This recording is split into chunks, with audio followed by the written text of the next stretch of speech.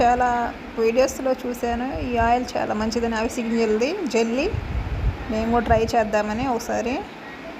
మా పాప మీద జుట్టు ఎక్కువ ఒత్తుగా ఉంది, కానీ అది కండిషనర్గా లేదండి. ఎట్లా అంటే ఒక జిగ్జాగ్గా ఉంది. అందువలన ఇది ఒకసారి ట్రై చేసి చూద్దాం అనిపించింది. ఒకసారి ట్రై చేస్తున్నాను. నాకు ఎలా ఉందో నేను తర్వాత షేర్ చేస్తాను. ఫస్ట్ అవిసె గింజలు తీసుకొని వేడి నీళ్ళు వేసి ఇలా మరగబెట్టుకున్నాను. బాగా జెల్లీలా వచ్చింది.